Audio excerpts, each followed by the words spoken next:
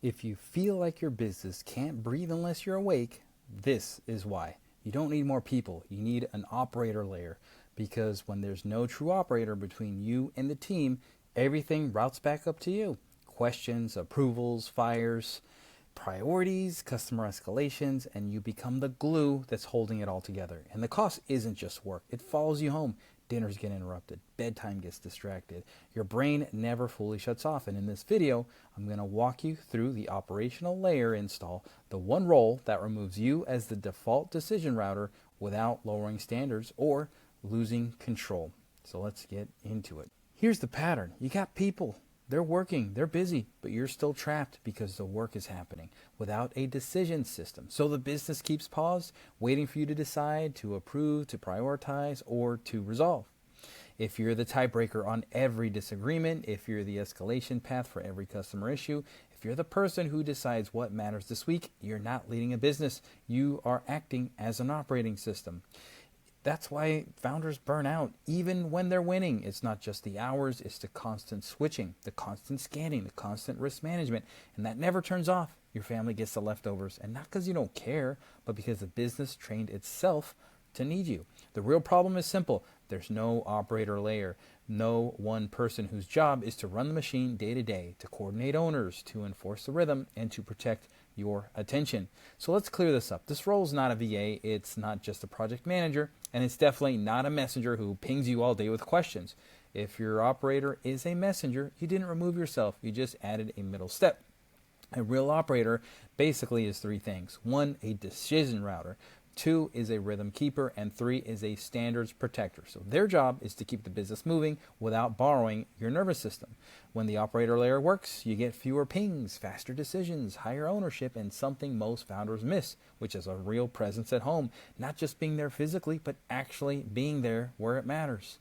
Step one is role design. Define what this role owns and the outcomes, not just the activities. The operator doesn't help with stuff. The operator owns outcomes like weekly execution, cross-team coordination, and keeping the scoreboard healthy.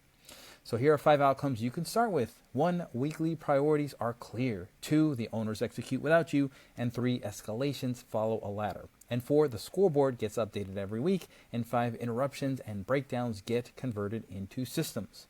So step 2 is decision rights. What can they decide without you? What do they escalate? What never escalates? If you don't define decision rights, the operator becomes a messenger and you stay trapped. Here's a simple framework. Some things they decide, some things they recommend, and some things they simply inform you about, and only a tight category escalates to you. This is how you remove yourself without losing control. So the role requires authority, real authority, not fake authority where everyone still ignores them and waits for you. If your team can bypass them and go straight to you, your operator will fail and you'll reinsert yourself just like you're trying not to do right now. The operator layer runs on a rhythm. Weekly architect meeting, a short daily pause if it's needed, a decision log, a guardrail updates. This is how businesses become self-correcting instead of founder-dependent. The agenda stays the same. Scoreboard scan, red list, guardrail update, commitments, your operator runs it, you attend as the architect, not the firefighter. The operator's daily job is not to be busy, it's to protect priorities, resolve cross-team friction, and execute honestly. They prevent small problems from becoming founder-level emergencies. A big part of this system is killing random pings. Instead, everything escalates through a structured message. What happened? What did you try? What decisions do you need? And by when? Why does it matter? Most urgent issues die right there because the structure forces thinking. Your ladder is simple. Owners decide with guardrails. Operators decide with exceptions. You only get pulled in for true risk, and if the ladder ends with you on everything, you don't have an operator layer. You got noise.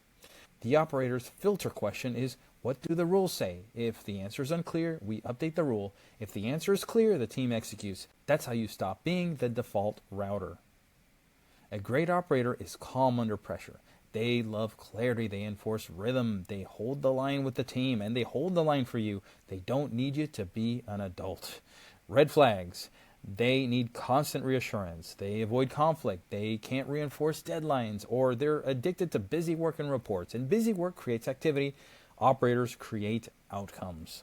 interview for enforcement. You ask them to hold the standards, handle escalations, protect focus, coordinate cross-team execution. You're hiring for operating leverage, not task completion. So here's a 30-day onboarding. Week 1, observe and map the decision flow. Week 2, run the weekly rhythm with you present. Week 3, take ownership of decisions and escalations. Week 4, audit what broke and tighten the guardrails. The goal is simple. You feel fewer pings by day 30, and that's really it. The number one reason that this fails is founder override. You answer anyway, you jump in anyway, you rescue anyway, and then you teach the team that if the operator is optional, if you want freedom, you have to protect the system. So don't let them make it optional. Being needed is safe. It feels safe. It feels like control. It feels like leadership. But the cost of being needed is that layer that you can never fully leave. Not mentally, not emotionally. The operator layer is the bridge between being the hero and being the architect. So here's your 7-day install. Define the outcomes, define the decision rights, pick your operator, even if it's an internal person for now, and run the first weekly meeting. Enforce the ladder, track violations, update rules. Don't wait for it to be perfect, run it ugly.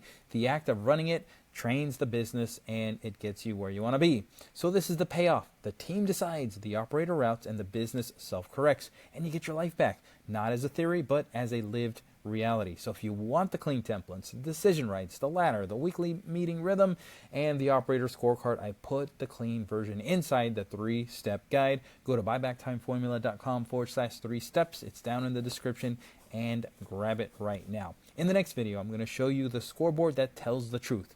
The 8 to 12 numbers that replace constant checking, and you stop living in Slack and you start living at home. I'll see you on the next one.